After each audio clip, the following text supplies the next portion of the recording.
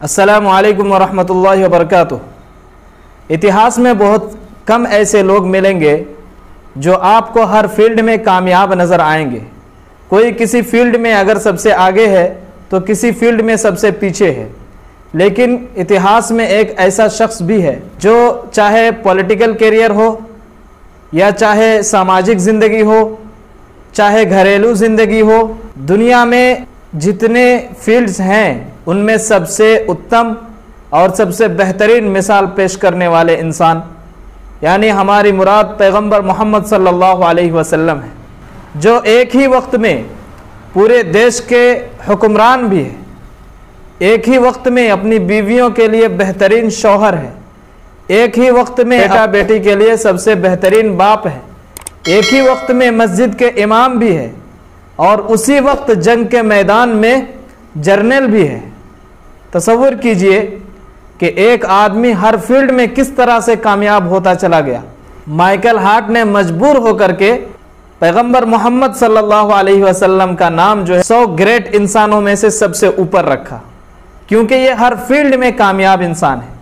तो आइए आज हम देखते हैं इस ग्रेट इंसान का अपनी बीवियों के साथ कैसा व्यवहार था, कैसा सलूक था, ताकि हम सबको सीखने का मौका मिले। आज मुस्लिम घरानों में भी बहुत ही अफसोसनाक बात है कि औरतों पर जुल्म किया जाता है। उनके साथ कैसे रहना चाहिए, कैसे उनकी इज्जत करनी चाहिए, यह अफसोस की बात है कि हमने अपने नबी सल्लल्लाहु अलैहि वसल्लम से कोई सीख नहीं ली। आइए नबी सल्लल्लाहु अलैहि वसल्लम ने अपनी बीवियों के साथ कैसी ज़िंदगी बिताई उस पर हम चर्चा करते हैं। ये वीडियो लंबा ना हो जाए इसलिए हमने इसे 3 पार्ट्स में तकसीम किया है। पहला पार्ट आप देख रहे हैं और उसमें आपको बताया जाएगा आप सल्लल्लाहु अलैहि वसल्लम की 10 प्यारी प्यारी अदाओं के बारे में। 10 अदाएँ जो है आपके सामने आज बयान की जाएगी इंशाअल्लाह। तो सबसे पहली चीज़, नबी सल्लल्लाहु अलैहि वसल्लम अपनी बीवी के एहसासात को समझते थे, फीलिंग्स को समझते थे और इतना ज़्यादा ख्याल रखते थे कब कौन सी बीवी गुस्सा में कौन सी बात करती थी और हंसी खुशी के वक्त कौन सी बात करती थी। आप सल्लल्लाहु अलैहि वसल्लम इसको समझ लेते थे। हदीस का रेफरेंस बयान करने में वक्त लग जाएगा, इसीलिए आप स्क्रीन पर देख लीजिए हदीस का रेफरेंस। मैं सिर्फ हदीस बयान करने पर इक्तिफा करूँगा। एक दिन रसूल सल्लल्लाहु अलैहि वसल्लम ने अपनी प्यारी बीवी हज़रत आयशा रज़ी अल्लाह अन्हा से कहा कि मैं जानता हूँ कि तुम कब खुश होती हो और ये भी जानता हूँ कि तुम कब नाराज़ होती हो। हज़रत आयशा रज़ी अल्लाह ताला अन्हा ने दिलचस्पी से पूछा कि अल्लाह के रसूल आप कैसे जानते हैं? तो आप सल्लल्लाहु अलैहि वसल्लम ने कहा, जब तुम मुझसे खुश होती हो तो कहती हो नहीं मोहम्मद के रब की कसम, मेरा नाम लेती हो, और जब तुम मुझसे नाराज़ होती हो तो कहती हो कि इब्राहिम के रब की कसम। आयशा रज़ी अल्लाह अन्हा जवाब में कहती है, क्या खूबसूरत जवाब देती है, या रसूल अल्लाह मा अहजुरु इल्ला इस्मक, अल्लाह के नबी मैं तो बस आपका नाम ही छोड़ती हूँ। यानी उनके कहने का मतलब ये है कि ज़बान से नाम जिक्र नहीं करती हूँ, इसका मतलब ये नहीं कि आप दिल में नहीं। तो इस हदीस से हमको पता चलता है कि नबी सल्लल्लाहु अलैहि वसल्लम जो इतने बिजी इंसान हैं उनको भी अपनी बीवी के एहसासात और फीलिंग्स का ख्याल रहता है। तो आप कितने बिजी हैं, उनसे ज़्यादा तो बिजी आप नहीं हो सकते हैं, लिहाजा आपको भी अपनी बीवी के एहसासात और उनकी फीलिंग्स का ख्याल रखना चाहिए। आइए दूसरी अदा की तरफ हम चलते हैं। शौकनें जो हैं आपस में लड़ती झगड़ती रहती हैं। अगर एक आदमी की एक से ज़्यादा बीवी हो तो जाहिर सी बात है उन बीवियों को हैंडल करना बहुत मुश्किल हो जाता है, लेकिन नबी सल्लल्लाहु अलैहि वसल्लम से सीखिए कैसे वो हैंडल करते हैं। एक मरतबा बारी थी हज़रत आयशा रज़ी अल्लाह अन्हा के घर में, आप सल्लल्लाहु अलैहि वसल्लम रुके थे। दूसरी बीवी की तरफ से एक प्लेट जो है खाना आ गया। हज़रत आयशा रज़ी अल्लाह अन्हा को गैरत आ गई, कमर कस लिया और जाके प्लेट को पकड़ा और पटक दिया, ज़मीन पर तोड़ दिया। नबी सल्लल्लाहु अलैहि वसल्लम ने दोनों टुकड़ों को उठाया और ऐसे जोड़ा और कहा कि तुम्हारी माँ को गैरत आ गई थी। यानी नबी सल्लल्लाहु अलैहि वसल्लम ने ना गुस्सा किया, ना डांटा, ना झिड़का। आपको पता था कि ये जो है औरत के जज्बात होते हैं और ये जो कुछ कर रही है मेरी मोहब्बत में कर रही है। लिहाजा आप सल्लल्लाहु अलैहि वसल्लम ने कहा कि तुम्हारी माँ को गैरत आ गई है। अब जिस औरत की तरफ से यानी उम्मे सलमा रज़ी अल्लाह ताला अन्हा की तरफ से वो खाना आया था, उसको दोबारा प्लेट जो है दे दिया गया। दूसरा प्लेट जो घर में रखा हुआ था हज़रत आयशा का, वो प्लेट जो है उसके बदले में दे दिया गया। तो इस हदीस से हमने सीखा कि आप सल्लल्लाहु अलैहि वसल्लम एक से ज़्यादा बीवियों को कैसे हैंडल करते थे। आप जो है बीच में नहीं पड़ते थे और ना ही किसी को डांट फटकार करते थे। आप सल्लल्लाहु अलैहि वसल्लम की तीसरी प्यारी अदा की तरफ चलते हैं। आप सल्लल्लाहु अलैहि वसल्लम मुसीबत के वक्त अपनी बीवी से शिकवा करते थे, मशवरा मांगते थे। इस सिलसिले में एक हदीस है कि जब पहली मरतबा आप सल्लल्लाहु अलैहि वसल्लम पर वही नाजिल हुई, घबरा गए और घबराहट में आकर के उस वक्त जो है हज़रत खदीजा रज़ी अल्लाह ताला अन्हा थी, घबरा करके कहा कि मुझे चादर ओढ़ा दीजिए। उसके बाद फिर सारा वाक़या अपनी बीवी को कहा, मुसीबत को बयान किया। बीवी भी कितनी ज़बरदस्त थी। उन्होंने कहा कि जो यतीमों की देखभाल करता हो, जो कमज़ोरों की मदद करता हो, हाँ बोझ ढोने वाले का बोझ उठाता हो, अल्लाह ऐसे व्यक्ति को बर्बाद नहीं करेगा। और उसके बाद जो है ले गई वर्का बिन नौफल के पास। कहानी लंबी है लेकिन इससे पता चलता है कि आप सल्लल्लाहु अलैहि वसल्लम अपनी मुसीबतों को अपनी बीवी के सामने पेश करते थे और उनके मशवरों को मानते थे। चौथी अदा आप सल्लल्लाहु अलैहि वसल्लम की प्यारी अदा ये है कि आप सल्लल्लाहु अलैहि वसल्लम अपनी बीवियों से मोहब्बत का इजहार करते थे। बीवियों से प्यार करना चाहिए, उनसे मोहब्बत का इजहार करना चाहिए। बहुत से लोग ऐसे होते हैं कि उनके दिल में बीवी की मोहब्बत होती है लेकिन वो बताते नहीं हैं, तो इससे बीवियों को खुशी नहीं मिलती है। आप अपने दिल में छुपा करके रखते हैं तो उससे बीवी कहाँ खुश होगी। लेकिन जब बीवी को पता चले कि मेरा शौहर मुझसे मोहब्बत करता है तो जाहिर सी बात है उसको कितनी खुशी मिलेगी। तो इसीलिए बताना चाहिए। इस सिलसिले में एक लंबी हदीस है जिसमें कई लोगों के किस्से बयान हुए हैं।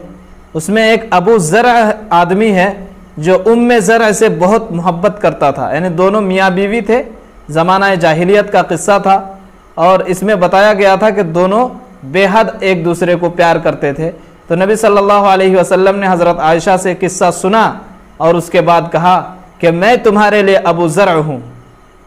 तो हज़रत आयशा रज़ी अल्लाह ताला अन्हा चालाक थी, उन्होंने कहा मेरे माँ बाप आप पर कुर्बान हो, आप अबू ज़र से बेहतर है उम्मे ज़र के लिए। आपकी पांचवी अदा यह है कि अपनी बीवियों को खूबसूरत नाम से याद करते थे, अच्छा नाम देते थे, अच्छा टाइटल दे करके बुलाते थे ताकि उनको खुशी हासिल हो।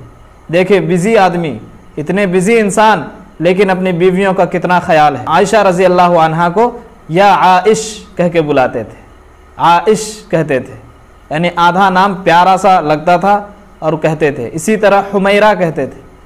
हुमैरा का मतलब होता है जो लाल हो। हुमैरा मतलब प्यारी सी लाल सी गुड़िया, समझ लीजिए। ये इसमें तस्गीर बोलते हैं, अरबी ग्रामर है ये।